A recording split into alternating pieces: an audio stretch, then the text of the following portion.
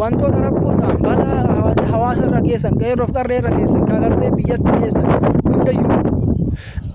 hundayyuu xiyyeeffannoo laalatiin namoonni hayyoonni gargaraa gartee beeksonni qeerroof qarreen dargaggeessi haawoliin bakka hunda waan beekumtii qabdan irraa nuuf qoodaa nuuf gartee nu gorsaa karaatti daandii kallattii akeeka nuu kennaa dhaloonni kun gartee yoo gartee sirriitti itti himanii fi gartee kallattii kaaniyoo ta'e malee baay'ee fulla'uun ulfaata.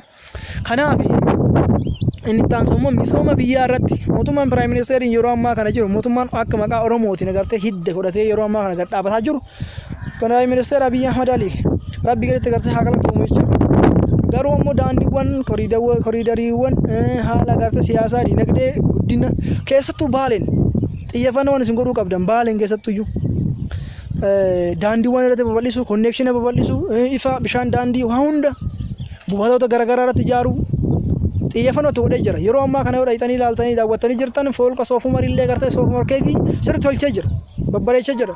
Daandiin gartee roobii irraa Soofumar jedhamu kun daandii xiqqaa miti baajatee xiqqaa ittiin ba'ani. Piroojeektiiwwan garaagaraa Abbaay illee xumuruuf deemaa jira. Yeroo ammaa kana biyyattiin guddina gartee sadarkaa kana hin jedhamne keessa galaa jirti.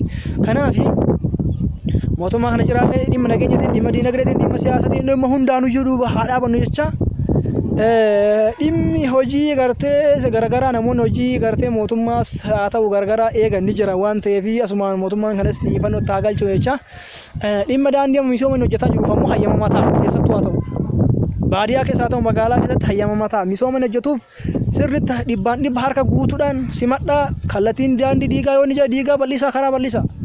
Karaa gartee deemu keessa namni gartee yoo nageenyi jiraate yoo fayyaan jiraate ni jiraata waan ta'eef mootummaa jalatti illee gartee rabbi gaditti amantaa gaditti sini galami aga amantaa kee mootummaan tuqee gartee amantaa kee hin diinet mootummaa jalatti buluun kee dirqama seera mootummaan jiru fudhachuun dirqama gibira kafaluun dirqama gibira yoon gabaleen gartee diinagdeen biyyattii kufaadha waan ta'eef haga gaafa diinagdeen if dandeette sirriitti akka gartee abbaa funyaan nama funyaan haasa'uu danda'u takka taatutti gibira kafaluun sirraa inuma koongumaanaaf mootummaan dhufaa dabraan ammoo mootummaan kana caala dhufu garbootee yooyiin booda dhufu yoo jabaate gara salaara biyyoo geeffaa beeynaa miti garuu kana caala dhufu yoo jabaate malee waan sitti laafuun qabu sitti maan akka namaatti garuu mootummaa cinaa haa dhaabannu nageenyaaf mootummaa wajjin mari'achuudha malee irraa baqachuuf gartee ta'ee kun mootummaan akkuma jedhe kaayyoon isaa jajjabaa xiyyeeffannoon inni gartee misooma fi dinagdee irratti kennu guddaadha.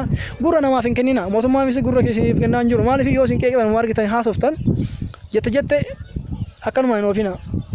Waan qabatamaan badee jiru qabatamaan agartee waan kana badee waan kun siyaasirraa hojjedha. Filannoon yeroo itti ka'anutti filannoo dhiyaataa jira mootummaan dhimmoota akkanaatiif ammoo ni hojjeta sirriitti. Inni galaami mootummaan kenna jaarraa hedduu keessatti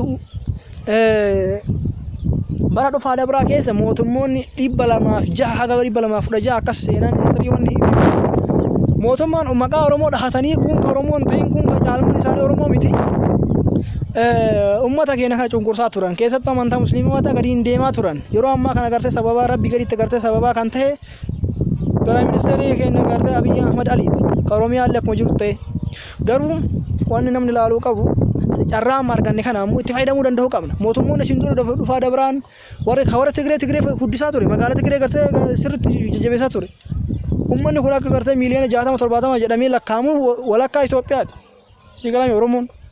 Dinagdeen Oromoo ammoo akkuma galuutti akka biyyaatti biyyoota garaagaraatti qoodamaa jira malee Oromiyaa irratti baay'ee hin hojjenne. Dibbeen Oromiyaa irratti ta'ee gartee waan hojjetamee jiru namoota biraatiif tajaajilaa ture. Kanaaf jecha akka biyyaatti xiyyeeffannaan dhimmoota kanallee itti yaada irratti hojjedha. Gaafii shakkisii ta'e dhiyeessaa gaafadhaa.